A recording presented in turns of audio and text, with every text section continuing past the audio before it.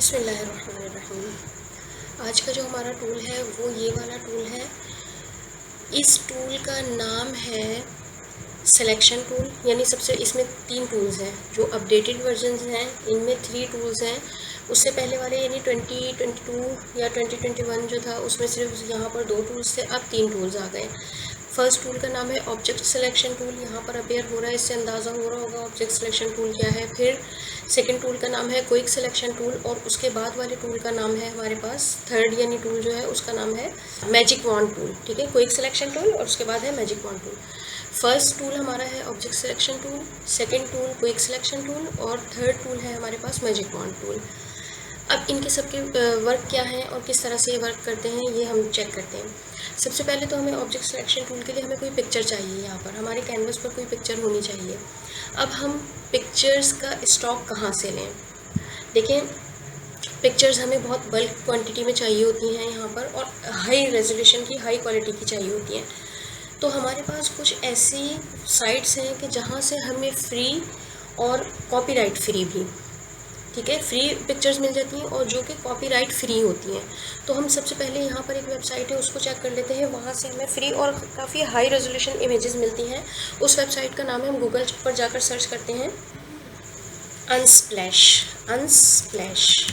ये वेबसाइट है जहाँ से आपको बहुत हाई क्वालिटी की और हाई रेजोल्यूशन की इमेजेस बिल्कुल फ्री मिल जाएंगी। ये देखें, जहाँ चाहे तो यहाँ क्लिक करें, चाहे यहाँ क्लिक करें। इमेजेस चाहिए, वॉलपेपर चाहिए, फ्री तो सब कुछ यहाँ पर फ्री ही है, वीडियोस भी और इमेजेस भी। तो इसको हम क्लिक कर लेते हैं और यहाँ से हम नेचर को क्लिक कर लेते हैं। यहाँ देख सकते हैं जिस कैटेगरी में इमेजेस चाहिए। फिर उसके बाद हमारे पास ऊपर सर्चिंग का ऑप्शन भी है। अगर यहाँ पर आपकी जो कैटेगरी है, जिस कैटेगरी की पिक्चर चाहिए वो यहाँ नहीं है तो हम ऊपर सर्च कर लेंगे अपनी कैटेगरी की। तो मैं यहाँ पर मुझे जो ज़्यादा यानी चाहिए होती है इमेजेस वो नेचर की होती है। बहुत ज़्यादा मैं नेचर की सर्च करती हूँ तो मैं यहाँ नेचर को क्लिक कर लेती हूँ। देखिए, नेचर को क्लिक किया, अब नेचर से रेलेवेंट इमेजेस यहाँ पर आ गई हैं।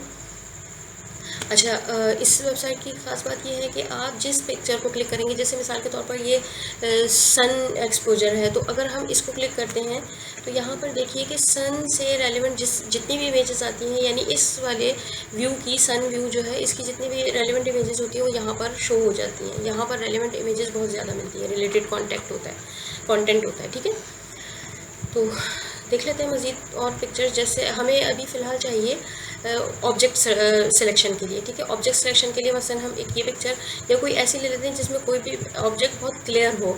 तो ऑब्जेक्ट सिलेक्शन उसी की अच्छी हो सकती है जिसकी ऑब्जेक्ट बहुत क्लियर हो। इसको देख लेते हैं, या इससे रिलेटेड जो कंटेंट है यहाँ पर उसको देख लेते हैं। हम यहाँ पर डाउनलोड फ्री पर क्लिक करते हैं, यही वाली पिक्चर ले लेते हैं, ये पिक्चर डाउनलोड हो जाएगी। ठीक है, ये बस थोड़ा सा इनकी एक रिक्वेस्ट होती है कि आप सोशल मीडिया पर हमारा जो ये है पिक्चर का लिंक वगैरह इसको शेयर कर दीजिए, से थैंक्स। और इस तरह से आप करना चाहें तो कर सकते हैं, नहीं तो वैसे भी डाउनलोड हो जाएगी। अच्छा, इसके अलावा एक और वेबसाइट है, उसका भी मैं आपको जो है यहाँ पर स्पेलिंग लिख कर बताती हूँ। ये देखिए, ठीक है, पिक्सबे ये वेबसाइट है। यहाँ से भी आपको कॉपीराइट फ्री इमेजेस मिल जाती हैं और कॉपीराइट फ्री होने के साथ साथ वाटरमार्क फ्री भी होती हैं। इनमें भी वाटरमार्क नहीं होता और यहाँ भी काफ़ी अच्छी अच्छी इमेजेस आपको मिल जाती हैं।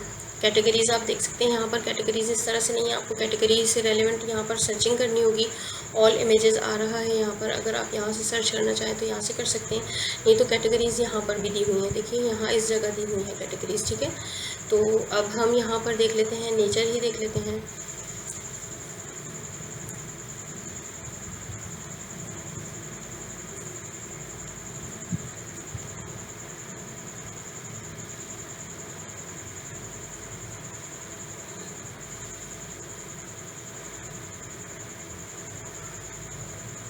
देखिए, बहुत बेहतरीन है इमेजेस, लेकिन हमें नेचर इमेजेस नहीं लेनी। हम वॉलपेपर को चेक कर लेते हैं, या कोई ऐसी जिस पर कोई ना कोई ऑब्जेक्ट अलग से रखा हुआ नज़र आए। इस तरह की इमेजेस हमें चाहिए फ़िलहाल सिलेक्शन टूल्स को जो है वो करने के लिए। तो देखें, हम ये वाली पिक्चर ले लेते हैं, बेहतरीन है ये और ये दोनों बेहतरीन है। तो हम अभी फ़िलहाल सबसे पहले इसको डाउनलोड कर लेते हैं। डाउनलोड पर क्लिक करते हैं, यहाँ देखें आप अपलोड में अपनी ज्वाइन करके, यानी यहाँ पर लॉगिन करें, इनको ज्वाइन करें और अपलोड करके अपनी पिक्चर्स भी यहाँ पर अपलोड कर सकते हैं। तो हम जो है यही ले लेते हैं। ठीक है, 188 KB की है ये, अच्छी हाई रेजोल्यूशन इमेज है ये भी। तो इसको डाउनलोड कर लेते हैं, एक ये डाउनलोड कर लेते हैं और एक और हमारे पास अभी यहाँ पर जो है ये देखिए, इसको भी डाउनलोड कर लेते हैं क्योंकि हमें बहुत अच्छी सी सिलेक्शन सीखनी है। ठीक है, चलिए जी, तो पिक्चर्स हमारी डाउनलोड हो गई हैं। हम चलते हैं फ़ोटोशॉप पर, और फ़ोटोशॉप पर चलने के बाद हम यहाँ पर अपनी डाउनलोडेड पिक्चर्स को देख लेते हैं।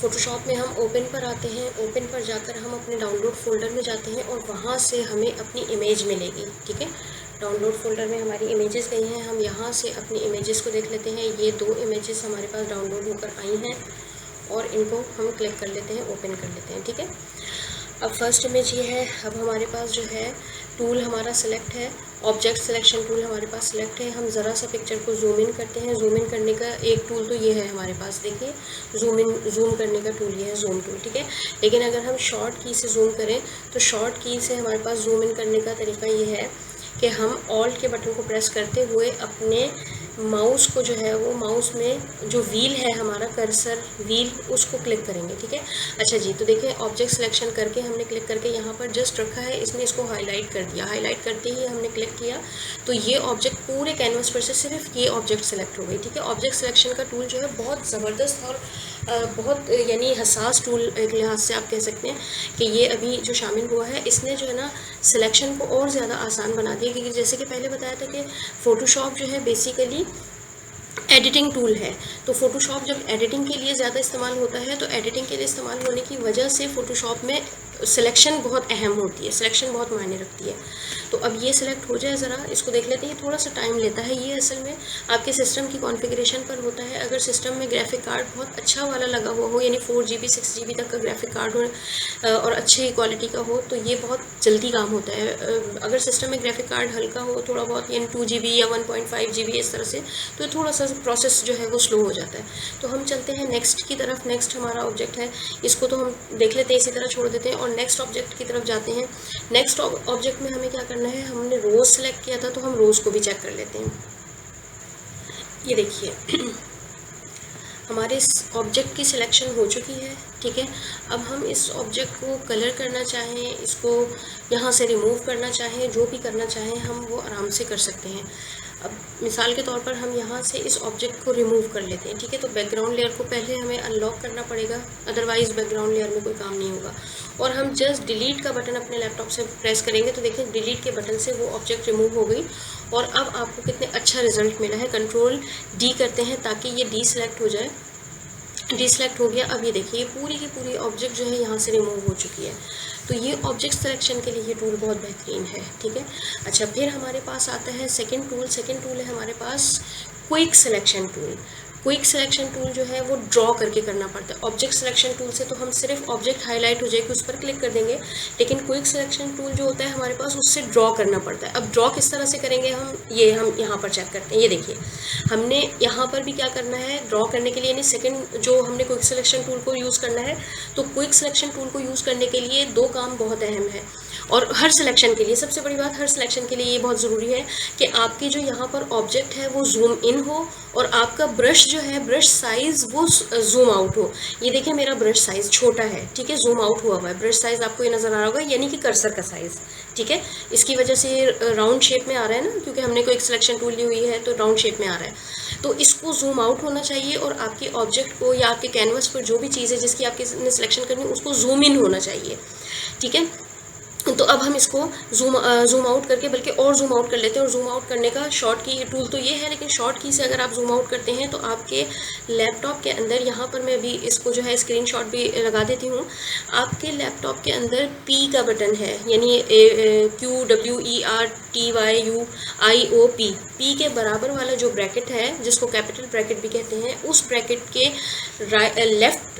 लेफ़्ट वाले को अगर आप प्रेस करेंगे तो देखिए उस ब्रैकेट के लेफ़्ट साइड वाले को प्रेस करेंगे तो आपका बटन या आपका कर्सर या आपका ब्रश जो है वो जूम इन होगा, और राइट साइड को प्रेस करेंगे तो आपका बटन या आपका कर्सर ब्रश जो है वो जूम आउट होगा। ठीक है, हमने जूम आउट कर लिया और अब हम इस तरह से इसको इसके ऊपर चला रहे हैं, यानी क्लिक करके रखा हुआ है और बस इसको इस तरह से लेकर चलना है। ये देखिए कितनी बेहतरीन सिलेक्शन हुई है, ये देखिए ठीक है, कहीं से भी इसने किसी भी किस्म की गड़बड़ नहीं की, बीच में ये थोड़ा सा इससे छोड़ दिया है, तो हम इसको भी सिलेक्शन में लेना चाहते हैं तो हमने इसको क्लिक कर दिया। ठीक है, बाकी ये देखिए इनको छोड़ देते हैं, बस ये हमने इस वक्त फ्लावर को जो है, फ्लावर और इसका जो लीफ है इसको सिलेक्ट करना था। तो ये कितनी बेहतरीन सिलेक्शन हुई है, इस तरह की सिलेक्शन होती है इससे क्विक सिलेक्शन टूल से। ठीक है, क्विक सिलेक्शन टूल यानी अच्छा, अब आपके पास यहाँ पर देखिए प्लस का निशान है, यानी आप मज़ीद सिलेक्शन को बढ़ाना चाहते हैं या ऐड टू सिलेक्शन करना चाहते हैं, किसी और पार्ट को अपनी इमेज के या अपने कैनवस पे जो भी आपके जो ऑब्जेक्ट है उसके किसी भी पार्ट को मज़ीद सिलेक्ट करना चाहते हैं, या आप सिलेक्शन में से निकालना चाहते हैं। अगर आप सिलेक्शन में से सब्ट्रैक्ट करना चाहते हैं किसी पार्ट को,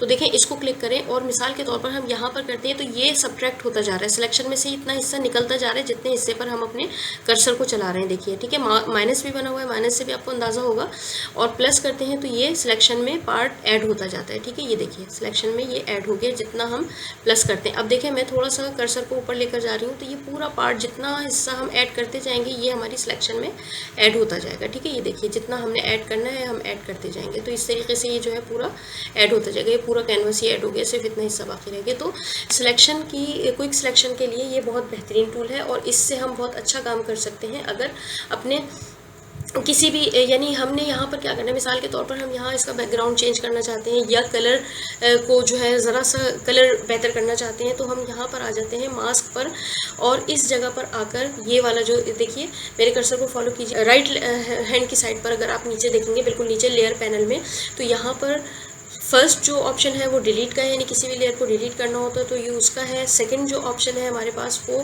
लेयर्स यानी न्यू लेयर लेने का है, और थर्ड ऑप्शन हमारे पास ग्रुप बनाने का है। लेयर्स के ग्रुप्स बनाते हैं, वो आगे हम वर्क करेंगे तो लेयर्स के ग्रुप बनाना सीखेंगे कि कौन कौन से लेयर्स के किस तरह के ग्रुप्स बनाए जाते हैं। और उसके बाद हमारे पास जो फोर्थ ऑप्शन है वो कहता है कि क्रिएट न्यू फिल और एडजस्टमेंट लेयर। ठीक है, तो यहाँ से हम जो है कोई भी अच्छा सा इस पर इफेक्ट देते हैं, कोई भी अच्छा सा शेड देते हैं। ठीक है, ये देखिए ब्राइटनेस हम इसकी जो है वो ब्राइटनेस को सेट कर लेते हैं, ज़रा सा हम ब्राइटनेस को बढ़ा देते हैं। ये देखिए थोड़ी सी ब्राइटनेस बढ़ रही है, या हमें लग रहा है कि ये ज़्यादा है तो हम थोड़ा सा ब्राइटनेस को कम कर देते हैं। ये देखिए, ठीक है। फिर कॉन्ट्रास्ट जो है ये कलर्स को लाइट और डार्क करता है, यानी अगर आप इसको कम करेंगे तो ये कलर्स जो है वो ब्लैक की तरफ जाने लगेंगे, थोड़ा सा बढ़ाएंगे तो ये कलर्स और यानी शार्प होने की तरफ जाने लगेंगे और ज़्यादा शार्प होने लगेंगे, जो कलर अपना है उससे और ज़्यादा शार्प होने लगेगा। ठीक है, तो ये इस काम आता है, इस चीज़ के लिए होते हैं ये।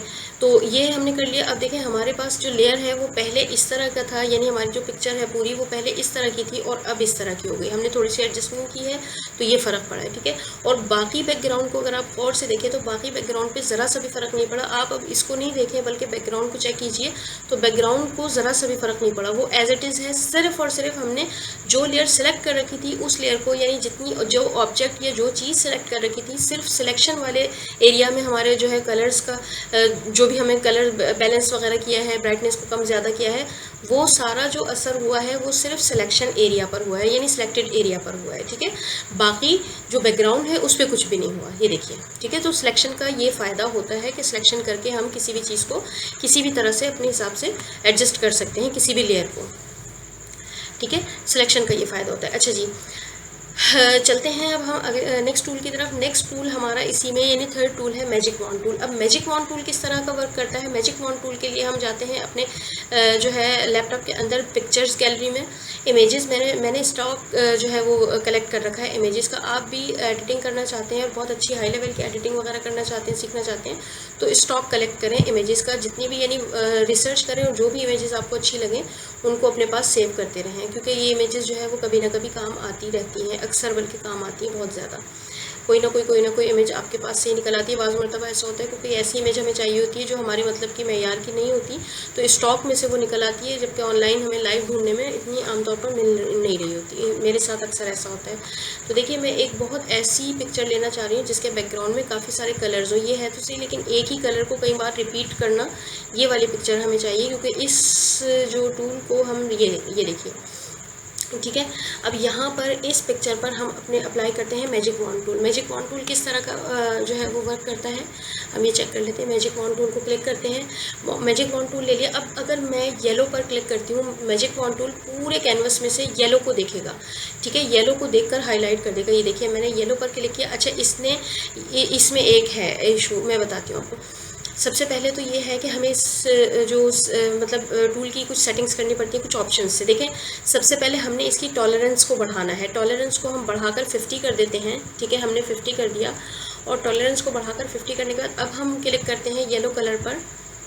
ये देखिए, अब इसने येलो के शेड को ज़रा सा और ज़्यादा लिया। अच्छा, अब यहाँ पर एक चीज़ और देखिए, ये वाला ऑप्शन, एक ऑप्शन ये है आपके पास, इसका नाम है स्मूथ एज ट्रांजिट। अच्छा, एक ऑप्शन ये है सैम्पल ओनली कॉन्टिगस पिक्सल्स, ठीक है। अच्छा, कॉन्टिगस को जो है हम ख़त्म कर देते हैं, यानी चेक हुआ हुआ था अनचेक कर देते हैं। अब अगर हम क्लिक करेंगे तो पूरे कैनवस पर सेम कलर को इसने टारगेट कर लिया।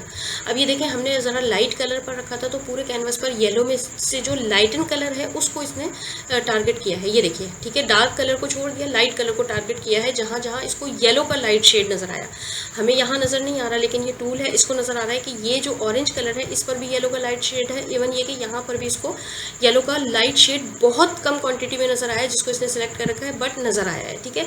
अब हमें कैसे पता चलेगा कि जो है कितने हिस्से पर इसने जो है टारगेट किया है? अगर हम यहाँ पर कलर चेंज कर देंगे या ब्लैक एंड वाइट कर देंगे तो हमें पता चलेगा, ताकि बहुत ज़्यादा। अच्छा, अब हम यहाँ पर टॉलरेंस को थोड़ा सा और बढ़ाते हैं। टॉलरेंस को हम बढ़ाकर 100% कर देते हैं। अब जब हमने 100% कर दिया तो अब ये देखें, येलो के हर शेड को, इवन ये कि येलो से ये देखिए येलो के हर शेड को, इवन ये कि येलो से मिलते जुलते शेड्स को भी इसने जो है टारगेट कर लिया, ठीक है। ये देखिए येलो के हर शेड को इसने टारगेट किया है, जबकि हमने टॉलरेंस को 100% कर दिया, ठीक है। तो ये हम अपने प्रोजेक्ट के हिसाब से इसकी टॉलरेंस को बढ़ाते ज़्यादा है या कॉन्टिगस को सेलेक्ट करना या अनचेक करना, ये हमारा अनसेलेक्ट करना या सेलेक्ट करना, ये हमारे प्रोजेक्ट के ऊपर होता है। जिस तरह का प्रोजेक्ट होता है उस टाइप की हम जो है वर्क करते हैं। अब मिसाल के तौर पर येलो को इसने टारगेट किया है, हम टॉलरेंस को 70% करके और फिर येलो को टारगेट करते हैं। ये देखिए, टॉलरेंस को हमने 70% किया, अब हमने येलो को टारगेट किया।